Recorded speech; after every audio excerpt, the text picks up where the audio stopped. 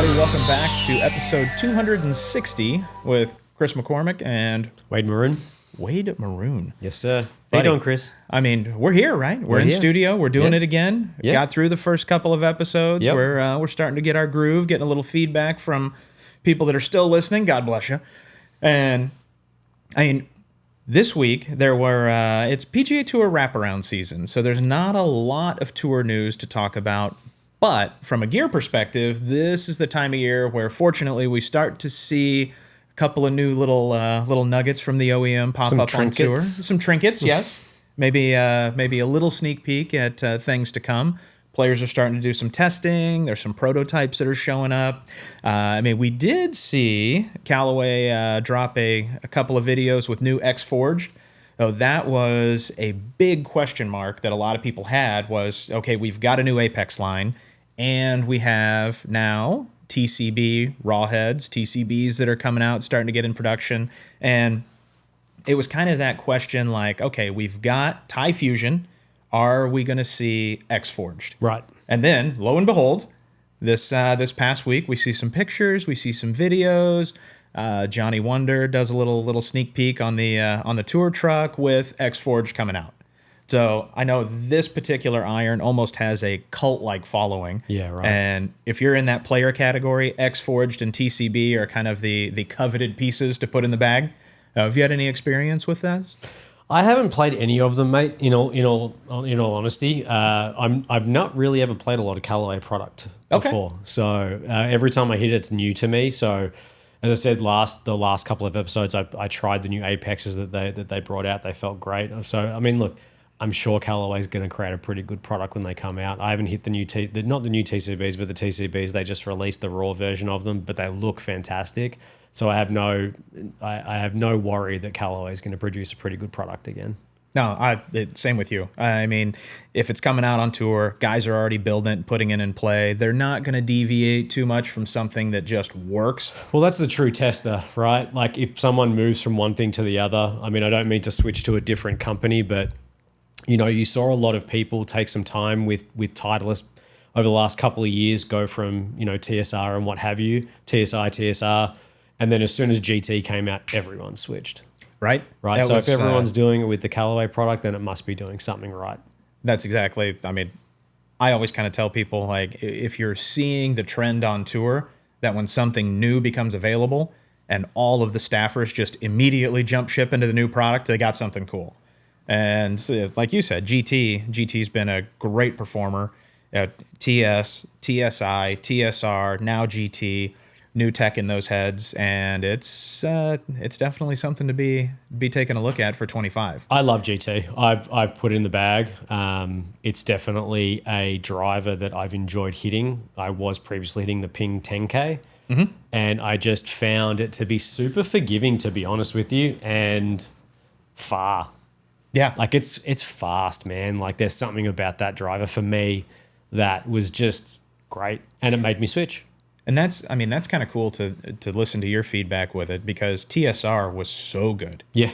And the fact that they were able to sneak out a little bit more speed from GT is pretty impressive. I mean, they're a top contender in the speed category now as far as what I've seen with testing. Mm-hmm. So the fact that you're seeing it from a personal perspective and it was able to take the 10K out of your bag, which you absolutely loved. That's loved it. Still do. Still got it. Still got it sitting there. I have a conversation with it every time I walk to my car in my garage. I'm like, hey, buddy. It's like, hey, remember me? Haven't forgotten about you. You're still there for me when I need you. I understand. I have a couple of staff bags at home that have clubs in there that I walk by and just, say hi to them. And every once in a while, I just get a little wild hair, rotate them in the bag, take them out and play. But I mean, you mentioned Titleist. And Titleist last week at the Shriners drops new golf ball. Okay. So I mean, the undisputed champion of the world in the golf ball category. And every time they come out with new ProV1, it's a head turner, because everybody's like, okay, what have we done now to undoubtedly the most well-rounded golf ball in the game as far as the tour players are concerned? Yeah, I don't really know much about the changes they've done. I haven't really read up on it or looked at it to be completely honest with you. I know a couple of years ago they kind of switched over the X and the ProV1 X a little bit. Sorry, the ProV1 and the ProV1 X, where like the ProV1 used to be the low spin, now it's the high spin, and vice versa. I think I got that right. So have they done anything like that, or have they kept it the same, where X is now the low spin and the ProV is the high spin? Have they kept all of that the same?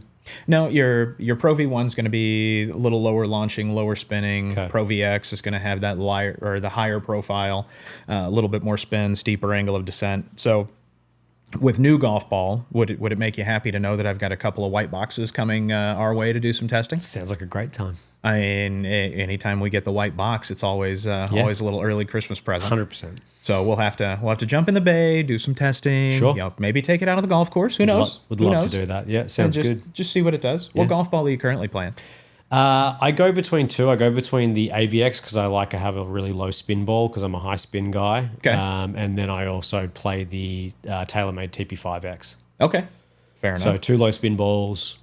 Depending on which irons I'm playing, I find if I'm playing my KM700s, I play the AVX. If I'm playing the 770s, I'm playing the TP5X because I need a little bit more spin because they are a very low spin iron for me. So that's interesting because like I've played TP5X for a while, and for me, testing between TP5, TP5X, I hit the TP5X higher with more spin. Okay. And the TP5X for me just happens to be a little bit more stable, irons, wedges coming into the greens, and I like the feel of that golf ball over the TP5. Sure. And for there me, is a distinct difference between the two. I think that's the best part of it is you're either a TP5 guy or a TP5X guy or girl. Got to be inclusive. My bad. Got to be inclusive. I get that. And testing both, I always tell players, because I get that question a ton, what golf ball should I play? What golf ball should I play? And I always tell people, start from the green and work your way back. Yeah. Everything performs off the tee within a couple of yards of each other. I mean, all of the independent golf ball tests that come out, it's always 10, 11 yards between the longest ball and the shortest ball. But then it always begs the question, like, okay, if you've got somebody that's down and across versus inside and up, what's going to be the longest golf ball for those different types of release patterns and impact positions? So golf ball for me is always something that I tell people, start at the green and work back. Yeah. And you agree with that? Yeah, I do. I mean, I think most people out there is whatever's free. That's fair. Do you know what I mean? Like they go play a golf tournament or something and they get a free dozen of ProV1s or ProV1Xs or Callaway balls or TaylorMade balls, whatever it may be, and they'll play those until they get something else for free. Yep. But I think in perpetuity, if you're trying to figure out what kind of a ball you want, I do think ball fittings are really, really, helpful. There is a tool out there as well called Ballnamic that you can use, not sponsored, by the way. But if you want to, you're more than welcome to, Marty. Shout out to Marty, mad scientist over at Ping. Ballnamic is a great one. Ballnamic was the reason why I started playing the AVX because it was the ball that it gave to me. Okay. And so I was like, cool, I'll give it a go. And I've been playing it for a year since.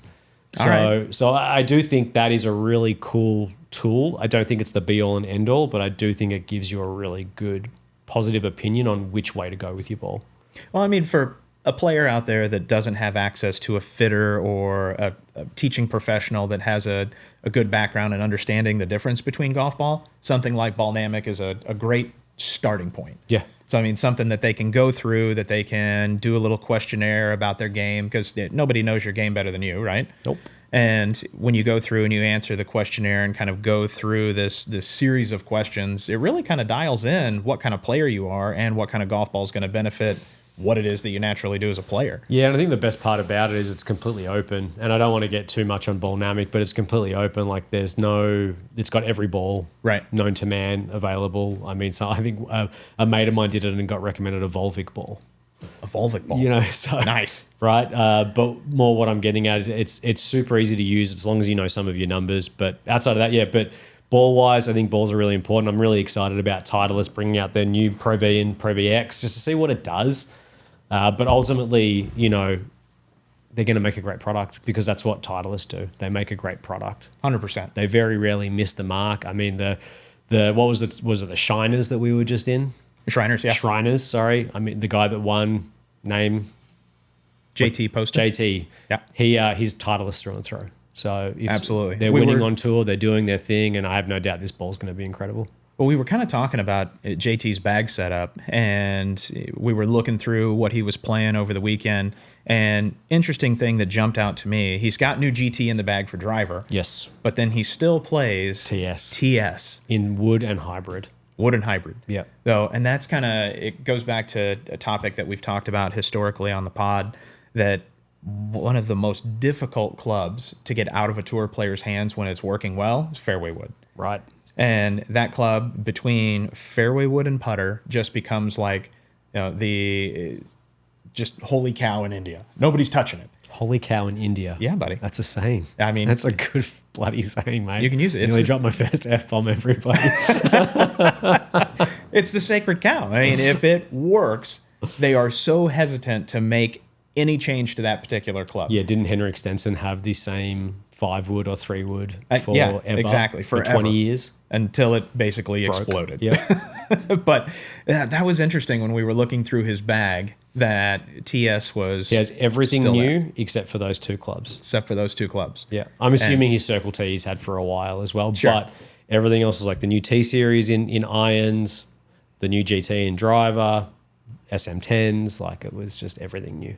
And we kind of talked about PGA Tour season right now, in that wraparound season where it's kind of Players Championships already happened. Yep. Everybody's anticipating, waiting for Hawaii, which is such a cool event. Cool. Fingers crossed. Hey, guys at golf, totally want to go to Hawaii. Wade might need we might need a report on site. I don't know. Could happen. Sure. And if you want to go to Hawaii, pigs will bloody fly, but sure. it doesn't suck. It You ever doesn't been? suck. I've been to Hawaii a couple of times. I've never played that course. Actually, a really good mate of mine, he just got back from Hawaii not long ago and played those courses and said it was incredible. And played was it me? 18 and just bombed it. No, it wasn't you. You are a mate of mine, but it wasn't the mate I'm talking about. Fair enough. Played Kapalua a few times. Yeah. And awesome golf course. When the trade winds are blowing, like the front 9, I think the scoring average that I've had on that particular golf course, when the trade winds are blowing, I'm averaging like 42, 43 on the front 9. Heck yeah. And then make the turn, and it's just calm and perfect and so bizarre. Yeah. And I've shot under par on the back 9 twice. That's like, awesome. You look at it, and it's just like, okay, so you go over the hill, and now it's calm and beautiful and like pristine, perfect conditions. You can fire at pins. The greens are soft and receptive. You can make putts. And then you go around on the front 9, and it's just 40 mile an hour sustained winds. And yeah, good luck. Yeah, no, I've been into Hawaii twice. I was just recently there. I went with the family over summer holidays, and I felt guilty if I would leave them for 4 or 5 hours to go play golf. So I didn't play it recently, but we did go to Kauai for my honeymoon 11 years ago now, and we played Poipu Bay. And I played Poipu Bay, and that was incredible. Nice. Yeah, nice, whales nice, were jumping, and it was a lot of fun. I mean, maybe we can get producer Mark to pull some strings for us and get us both out to Hawaii. I feel like you keep talking about our producer like he's got all these strings, and I've He never, does. I've never hear him strum one single bloody He is string. one of the most well-connected people in the industry. I don't know if you know this or not. Like, the only thing he's done is brought that cool shot box to the table that we can do our beautiful read about it. Would you like to talk to the people about the Nikon cool shot real quick? It's a great looking box. And It is a Mark great does a box. hell of a job bringing the box out and setting it up for us. So, hey, shout out producer Mark. Appreciate you in there. But yeah, Nikon, Cool Shot Pro, stabilized. And we both have it in the bag. Yes, we both play it. It's been a great addition to my bag. And one thing that I absolutely love about it is the OLED display, the brightness and the clarity that you have on the Arizona sunny days, being able to lock on the target, know that you're locked on, and have confidence in the number you're going to hit. Oh, I have had no issues with it whatsoever, and definitely a staple in my gear. That's for sure.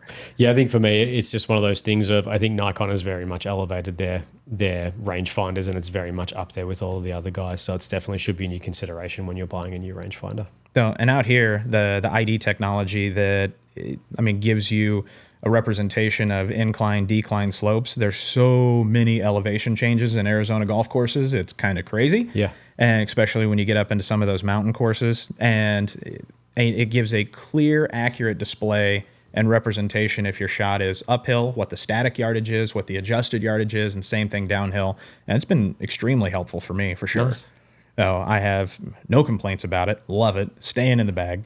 And if you want to check out Nikon Cool Shot Pro 2, definitely check out Nikon's website and see what other rangefinders they have available. Yep, and we've got them all at fairwayjockey.com as well, so check that out. But speaking about in the bag versus not in the bag, Bubba Watson. Bubba Watson, not in the bag. Not in the bag. He gone, which is crazy to me. You take Bubba, which was, in my opinion, an extremely entertaining player to watch on the PGA Tour. Yep. And two-time Masters champion. And now you have a condensed, limited field of players on LIV, and you got a player like Bubba Watson, gone. No longer on LIV. So what happens to Bubba? Where does Bubba go now? Q School? Q School? I don't know. Like what? I mean, he'll play in the Masters every year because he's won it, so he's eligible to play, right? But sure. I mean, he left the PGA Tour to go play and LIV, which is fine. That's what you got to do. What you got to do. So he's lost his status, right? So if he wants to get back in the tour, does he not have to get his status back? I honestly don't know if it's going to be a comeback story or not. I don't know if he could be moving to. He's been doing a lot of YouTube stuff as of late, so maybe he's going to turn into a YouTube golfer. He did very well at the start of his career before he won the Masters when he was doing the hover, what's it called? I remember that with the hovercraft. Hovercraft, thank you. He was doing the hovercraft stuff, so maybe he's going back to that. Who knows? But it's sad to see him not be in some kind of a league. But I mean, let's call a spade a spade. I mean, no one's really able to watch LIV Golf anyway, so you're not really getting to see all your favorite guys. You can see them on clips on Instagram and social media and all of that kind of stuff. But I very much miss watching some of my favorite golfers play golf. Hey, are you a Brooks Koepka fan? I love Brooks. And Bryson? I'm a big Brooks guy. I was not a Bryson guy until he went to LIV. Same. So one of my great friends, Ryan, we used to work with each other at PXG, loves him. Like loves him. Would always loves him. Like I'd be like, your boy, blah blah blah, your mate, not mine. And then all of a sudden, like I'm watching the US Open and Rory McIlroy is one of my favorite golfers, and I'm like, I kind of want Bryson to win. Yeah. And I didn't know why. And then I texted him and I was like, I think I like Bryson DeChambeau now. But yes, I do like Bryson. I do like Brooks. I love Brooks just because he's Brooks. I mean, he's almost like that. He's unapologetic. He is who he is. He's like a heel in golf. Yeah. So he kind of plays that. Always bring it back to wrestling. 20,000 subscribers and he will have a Hulk Hogan haircut for a year. Thank you. Thank you for that. Even if you don't want to hear my voice, just subscribe. Do you have any idea how many people reached out like, bro, are you for real? Are you going to do that? Yes, you are. And I mean, I'm pot committed at this point. It's got to happen. It's got to happen. We just need you guys to subscribe. We get the subscribers. It's going to be a thing. But I assume what you're doing right now is you're bringing it to the match between Rory and... It's Rory and who? Scotty Scheffler. Scheffler. Yeah. Rory and Scheffler versus Brooks and DeChambeau. Yeah, Scotty Scheffler. So that's going to be pretty interesting. I think it's going to be a lot of fun. I mean, these matches are always kind of cool. Like, they're fun to watch just because they're mic'd up and all of that, and it's always good to hear that stuff. But, it's definitely... I think this is the most high profile kind of lens we've had because it's LIV versus PGA Tour. So it should be pretty cool. The cool part about it is people have been asking for it. Yeah. And it's finally something, even if it's just a taste, it's something that's being formatted as LIV versus PGA Tour. Yep. And is it a stroke play event or is it like a Ryder Cup event? Like how they do it? Does anyone know? To be honest with you, I don't know the format. Okay. Mark, have they published the format for that match? I know they're doing it in Vegas. I know it's at Shadow Creek. But as far as the format goes, let's see if producer Mark can fact check for us here real quick. Ryder Cup style match. Ryder Cup style match. Okay. Interesting. Right. That should be interesting. So I'm assuming they're going to do 9 and 9 with something, or maybe do 3 events and do 6, 6, and 6. Maybe. Yeah, right. That's kind of a curiosity. Best ball. Yeah. Because then maybe they'll skip the one-on-one and just do the team events part of Ryder. I would assume it's going to be more team-oriented if they're doing a Ryder Cup kind of format. Yeah. I'm going to have to look that up. I don't know what the format was. Should be cool. It's been a... So nothing confirmed yet, but the expectation is to see some variety of medal/stroke play used in conjunction with match play between the two sides. Very cool. Cool. So TBD. TBD. So we're making everything up right now. Yeah, which is fine. Which is fine. Gets people talking. Yeah. That's all that matters. It's all alternate shot. All alternate for shot. one hole. Yeah. I don't know. That could work. But it should be really cool. Either way, it's going to be really, really cool. I think it's going to be fun to see. I don't think any of them are going to be playing any new gear. I wouldn't expect it to. Like, it's funny. Except for Bryson, who knows? I mean, he's playing a crank bloody driver, so who knows what he's going to be playing. He's always been a mad scientist when it comes to his stuff, always tinkering, tuning, looking for any competitive advantage he can come up with. And the gear changes and kind of evolution over on LIV. They don't have the OEM support that the PGA Tour does. Yeah. They don't have the tour reps. I mean, there's representation out there. There's a tour truck, but at the same time, like, they don't have tour reps and all of the gear contracts like they used to on the PGA Tour. So nobody's breathing down their neck to play the newest, latest, and greatest. You see a lot of guys that are a little bit more brand agnostic, have a touch more of a mixed bag. They're a little more freedom to mix things up. And I mean, when you're getting multi-$100+ million payday, you can afford to say, I don't need a club contract. I'm gonna go play with this and tinker with this. And I mean, you and I don't have $100+ million contract. We tinker with stuff all the time. No, not yet. Not yet. It's something I've been playing towards. We'll get there. This 2-3 handicap guy. I'm ready. I'm ready for the tour. You're there. You're very marketable. A 42-year-old ready for the tour. Which tour? Yeah, my tour. My will you let me play golf this weekend? That's wife, please. Sponsored tour. Ben Gay and sponsored by whatever you want me to buy you, I'll buy you. That's fair. That's fair enough. I don't have any aspirations to play competitive golf. Like, more than 2 rounds of golf in a row for me, and my back is just tapping out, going, hey, no, you're in your 40s. Stop it. You're fat. You're out of shape. You're not gonna. I wouldn't call you fat. Golf. I don't think that's fair. Yeah. I own a mirror. It's cool. It's all good. But what else? What else is going on out there? I mean, there's the LIV Championship, or not LIV Championship, but that's what you've dubbed it now. Sure. Yeah. I mean, we could call it that. Sure. We'll take some marketing rights for that. But in PGA Tour, we've got Zozo coming up. Yep. Just completed the Shriners. And with the wraparound season, looking at the roster of who's playing, and again, kind of going back to LIV, like, I look at the players roster, and a lot of young guns coming up, a lot of names that you don't see a whole lot on the fields. No, I'm pretty excited to see. Frankie Cappan just got his tour card. Really excited to see what he does on tour. I feel like he's one of those guys that's going to translate better from Korn Ferry to PGA Tour. I don't know why, but I just feel like he's going to translate a lot better going from one to the other. Calling it a hunch? It's a hunch. It's a gut feeling. It's like the first time I watched Roger Federer play tennis at the Hopman Cup. He was like 16 years old. Hopman Cup is a tournament over in Australia. I don't even know if they play it anymore. Yeah. But I was watching him play, and I was like, he is incredible. And he lost like 1 in love. Like, he got absolutely smashed. But I was like, that guy is going to be a world beater. Really? So even though you watched him lose, he just had all the intangibles. And it's just a matter of clicking. And either it clicks or it doesn't. That's honestly, at that level, that's the separator, whether it clicks or not. Like, Scotty Scheffler was not a prolific college player, was he? No. He wasn't this up-and-comer where everyone's like, he's going to be the next world beater. And then all of a sudden, he's been unstoppable the last 2 years. Jim Furyk was the same way. Right. I mean, when it came to his collegiate career, it wasn't anything special. Right. But his work ethic and him just out there grinding, working on his game. And I mean, you look at Jim Furyk's career, and it's like, yeah, he's done okay for not being a starter in college. Right.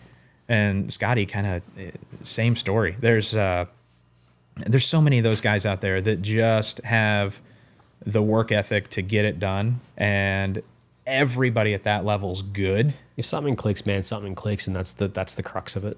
Yeah, 100%. Like, when it clicks, it clicks. Look at Spieth. It clicked, and then it unclicked, and he's been trying to find that click ever since. Yeah. There's a bunch of guys out there that are like that. Mm-hmm. I mean, Ricky's another one. Yeah. Where Ricky came out. Justin Thomas was another one where he was just lightning in a bottle. You knew he was going to top 10 or better. Yep. And pretty much any time he teed it up. And now it's just like, come on, JT, like you're right there. Like, let's get that breakthrough and see something. And there's so many of those guys that have just been hanging around that are just right there. Yeah. And it's a shot or two. It's crazy. Yeah. Speaking of JT, do you know what grips JT plays? I mean, he's a Golf Pride guy. He's a Golf Pride? He's a Golf Pride guy. Cool. And so happens they're a sponsor of the show. It is. Yeah. It is. They are. And specifically, Golf Pride's been talking to us a lot about their reverse taper grip and reverse taper putter grip. Most important moment in golf, moment of impact, making the putt. And with that reverse taper, I mean, it ensures more consistency with facial awareness through impact. And it's something that I've done a little bit of testing with, and I haven't been able to work it into the bag to take it out on the golf course yet. But have you tested a reverse taper yet? I've not. Oh, that's something that when we get our new golf balls, Yep, and we take it out to the golf course, I will give it a go. we need to put a reverse taper on a putter and see how you do with it. Sure, I'd love to give it a go. So we had we done a little bit of testing with Golf Pride's reverse taper when they first kind of came onto the scene, and I noticed some things with it on the short putts, those kind of intermediate inside 6-7 feet. Notice you were making more. And yeah, absolutely. Yeah. And it was almost kind of autopilot. Nice. And for me, I haven't had an opportunity to really work it in onto the golf course to where those proximity putts, the 20, 30 footers, and working on speed control. Yeah. It's just something that is a little different from what I'm used to playing. But I see the benefit of the technology, and being a golf nerd and a tech junkie, I'm all about technology. So Golf Pride reverse taper grip, definitely something worth at least testing, seeing if it's right for you. Give it a go. Like we were saying on the PGA Tour, if it saves you a stroke or two, worth it. Worth it. 100% worth it. Worth it. And you'd mentioned something earlier about PXG and your friends. Yeah. So PXG has a new toy coming out. Yeah, USJ list came out. They're joining the crew of the mini drivers. Mini driver crew unite. So they're joining the crew of Callaway and TaylorMade to now have a mini driver in their ranks. I have no doubt that everyone else is going to follow suit. I say Titleist is dabbling as well. They're dabbling probably, but yes. So that came out on the USGA conforming list, and it looks great. I mean, the PXG woods, they're actually pretty surprising. They do really well. When I say woods, I'm more talking about like the fairway woods and hybrids and what have you. I haven't hit the new driver, Black Ops, the new Black Ops. I've heard very, very good things about it. It looks great. But no, so that should be great. I think mini driveries are really, with how far people are hitting the ball nowadays, looking for straight and far and something that can be more of a utilitarian kind of a club, mini drivers make so much sense. I have one in the bag. I go back and forth between whether, like, depending on the golf course, whether I should be playing a mini driver or not. But sure, I'm excited for when that comes out and when we're able to hit it. I think it's going to be really interesting to see what that feels and does. I haven't done a ton of testing outside of the Burner Mini. Yep. So the Burner Mini for me is definitely a curiosity. Sure. And I know you love that golf club. I love it. It looks like the Sim, but like that copper and black, obviously, but it looks like a Sim at a dress, the original Sim, and it just has nothing but confidence when I look down at it. Sets up perfectly for me. That'd be a fun test, since you are a mini driver player, to be able to put those kind of up against each other and kind of do a compare contrast between the mini driver offerings that are out there. Yeah. That would be fun to put together. Yeah, I think putting them on, see how they perform. I think putting them on the course would be incredible, playing 6, 6, and 6, because right now there's only 2 that are out there, and then the one we know, PXG, coming out. But if you look around, the big hitters, like when I say the big hitters, Micah Morris, who is a YouTube golfer, he is TaylorMade. He has the last 2 or 3 videos, 80% of the time he's playing the mini driver off the tee box. That's interesting. And he hits it far. He hits it very, very far. But he's been playing the mini driver, and prior to that, he was always like a 2-iron guy because he couldn't control his driver all that well. Gotcha. But it's just for me, it's so easy to hit. Now, like, statistically speaking, if you're looking at the math, the conventional driver, the 45.5, 46-inch, 460cc head, is going to be, on paper, more forgiving, yield more forgiveness for consistency and ball speed. And statistically, if you can get a closer proximity to the green, you're going to score better. But there are players out there that, for whatever reason, mini driver just happens to be more consistent, almost as long as what their current driver is. So while I don't necessarily make a recommendation for everybody to just ditch the driver and go mini driver, there are certain players out there that, I mean, you see as much performance out of the mini driver as you do with a conventional driver, with more control. Yeah, I think for like the mini driver is great. I love it. I recommend everyone getting one and trying it. Like in that regard, not saying switch it out of your bag, but for me, if I'm playing like a course like Quintero, and for you guys who haven't played Quintero, it's a very skinny golf course that doesn't have any relief if you missed the fairway. There's a few of those out here. Right, but what I'm getting at is like that. Like I will not take my driver. There is no need. So it's worth it for you. Yeah, that's what I'm saying. Because 15, 20 yards. Because I want to hit it straight. Yep. And my iron game I believe in, but I'd prefer to be straight and 15, 20 yards back than taking a drop and then hitting in 140 yards. Makes sense. I'd prefer to have that extra stroke and hit a 160 in. No, totally makes sense. I mean, with that being said, I've got an event coming up as well. So I will be heading off into the wild blue yonder tomorrow to go back to hometown in Missouri. Nice. And playing out at Big Cedar Lodge, playing Paynes Valley and Buffalo Ridge. That doesn't suck. So Tiger Woods design at Paynes Valley. And if you haven't seen this, they have a 19 hole. I have. It's the island green. Yeah. Awesome. That looks awesome. And so I'll be posting some pictures and sharing the experience. And next week when we get back together, I'll have to recap the swag event that I'm going to play. That's a swag event? It's a swag event. Like swag, like your head covers and all that kind of stuff? Absolutely. Yeah. They're doing a DGAP invitational. So DGAP is their like tour department, and the DGAP event is invite only, a bunch of collectors that are going out and just having a good old time at Big Cedar. That's amazing. How long are you there for? 3 days? So it'll be 4 days total. Cool. So can't wait. It's going to be a good time. How many holes? So playing 54. Okay. And then, I mean, obviously some bonus rounds to be had in there. And they've got 2 par 3 courses and a putting course. So there might be some money exchanging hands on the par 3s and on the putting course. So I'm assuming that Paynes Valley has gone through all of their overseed and the course should be in perfect condition?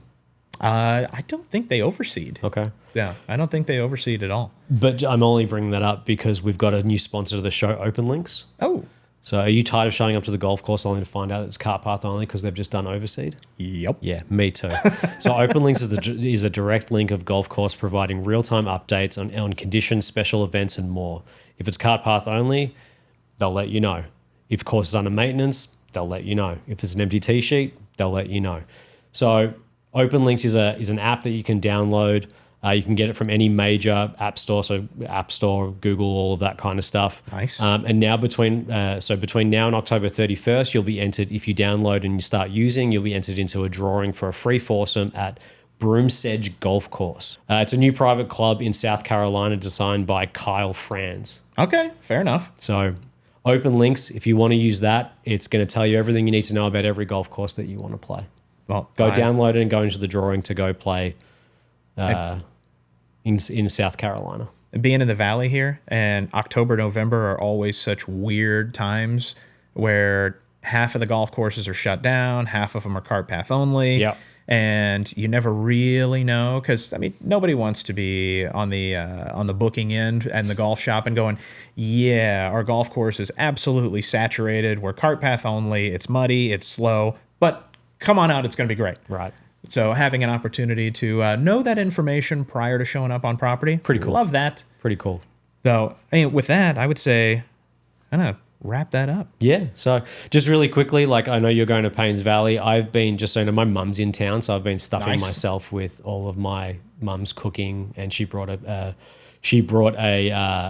box of goodies from Australia from me, including Vegemite. I've had Vegemite on toast every day since she's been here, which has been fantastic. So question to you is, do you want me to bring some Australian goodies in for you to try next week and see your reaction? But you have to try Vegemite. I have to try Vegemite. Yes. Live on the pod? Yes. I mean, that could be entertaining. We'll talk about that. Okay. But we've got some lollies, candy, as you call it in this country. But I've got some that. I've got Vegemite for you, some shapes. But yeah, so just so you know, I've got that. I think it would be cool for you to try some stuff, especially Vegemite. Perfect. Love that. And coming up real soon, we are going to have some of our industry partners coming back and doing some interviews with us and talking about kind of pulling back the curtain and giving us a sneak peek on what's going to be coming down the pipeline for 25. So stay tuned for that. That's going to be a good time. And Like we were kind of talking about on some previous episodes, we've got the Carlsbad trip in the works and Wade's first time to Golfers Disneyland. Yep. So that's coming up quick. So we gotta cross all our T's and dot all our I's on that trip and make that happen for us for sure. Yeah, it should be a lot of fun. And Wade, that'll do it for episode 260. And if you want more gear content, make sure and check us out at Fully Equipped on Instagram and at Fully_Equipped on X for more gear content, more gear news. And make sure you tell your friends to subscribe to the podcast on YouTube so Kris can grow a Hulk Hogan haircut. Yeah, absolutely. Make sure and do that. We appreciate it. So with that, we'll see you guys next time. Peace.